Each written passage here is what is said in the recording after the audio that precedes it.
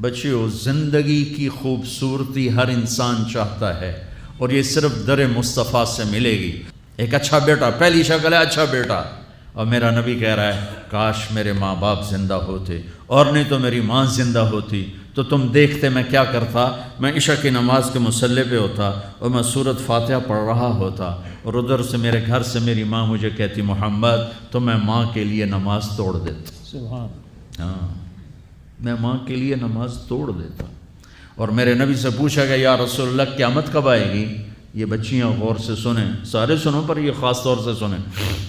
آپ نے کہا اللہ کو پتہ ہے، کہ یا رسول اللہ کوئی نشانی بتا دیں۔ تو آپ نے کہا جب بیٹیاں بھی ماؤں کو ذلیل کریں گی تو قیامت آئے گی۔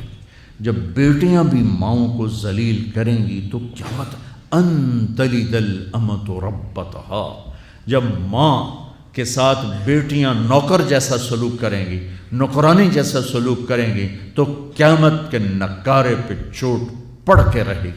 یہ نہیں کہا جب کفر پھیل جائے گا اور جب اسلام مٹ جائے گا، حالانکہ قیامت تو اس وقت آئے گی جب دنیا میں ایک مسلمان باقی نہیں رہے گا۔ یہ واقعہ کی سنگینی کو بتانے کے لیے فرمایا جب ماؤں کو ذلیل کیا جائے گا قیامت آ جائے گی۔ میرے نبی نے فرمایا عمر تیرے دور میں ایک شخص آئے گا اویس،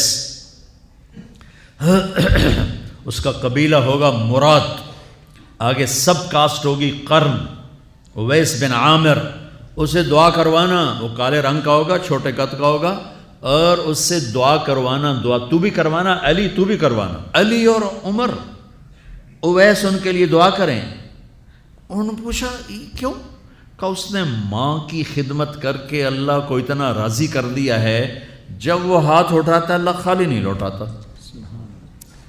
اللہ کی قسم عمر و علی کو اویس کی دعا کی ضرورت نہیں تھی، امت کو پیغام دینا تھا کہ مائیں ذلیل ہو رہی ہیں آج، اور باپ جوان اولاد سے چھپتے پھر رہے ہیں، تو میرے رب میرے نبی نے یہ آگے پیغام دینا تھا کہ نبی ہو کر رسول ہو کر کہہ رہے ہیں کاش ماں ہوتی تو میں اس کے لیے نماز توڑ دیتا۔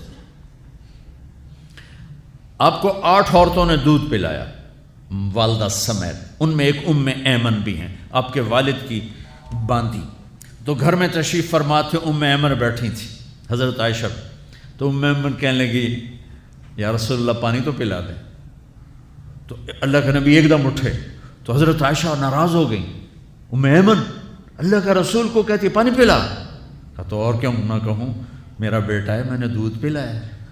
تو حضرت میرے نبی نے کہا ہاں عائشہ یہ میری ماں ہے، اس کا میں نے دودھ پیا ہے۔ آپ اٹھے، گھڑے میں سے پانی بھر کے یوں دونوں ہاتھوں سے حضرت ایمن کو پیش کیا جو حبشی باندی تھی، چونکہ دودھ پیا ہے تو ماں کا لفظ صادق آ گیا، تو بجائے اس کے کہ برا مناتے آپ خادم بن کے اپنی ماں کو دودھ پلانے والی ماں کو آپ نے، حضرت حلیمہ سعدیہ تشریف لائیں، آپ نے اپنی چادر بچھا کر اس کے اوپر بٹھایا۔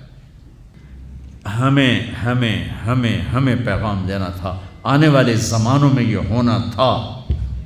سبحان اللہ۔ امام ابو حنیفہ کا نام تو سب کو معلوم ہے نا، ایک اور عالم بتاتا ہوں، عبد الرحمن بن ابی لیلہ، ان میں علمی کھٹ بڑھ تھی بہت زیادہ، آپس میں بنتی نہیں تھی، تو ابو حنیفہ جیسی ہستی جن کے کروڑوں فالوور آج ہیں، ان کی ماں کہتی نعمان یہ مسئلہ ہے جا کے عبد الرحمن سے پوچھ کے آ۔ زندگی میں ایک دفعہ نہیں کہا ماں جی میں اس کو بڑا عالم ہے میرے کو پوچھ لو، کہا اچھا ماں جی، اپنی چادر اٹھاتے اور پہنچ جاتے، دروازے پہ دستک دے کے بھائی مجھے میری اماں نے بھیجا ہے، آپ اس پہ فتویٰ، حالانکہ ان کی اپنی رائے اس کے خلاف ہوتی تھی، لیکن ماں کے احترام میں جا کر ان سے مسئلہ پوچھتے جن سے روزانہ مناظرہ ہوتا تھا، روزانہ کھٹ پٹ ہوتی تھی علمی، ماں نے کہہ دیا جا کر ان سے پوچھ کے آتے تھے، اپنی اتنی بڑی علمی قدر و منزلت کو ایک طرف رکھ دیتے تھے، نہیں میری ماں نے مجھے کہا ہے۔ تو آپ سب نوجوان ہو، ماں باپ زندہ ہیں تو ان کی دعا لو، آہ نہ لو، دعا لو۔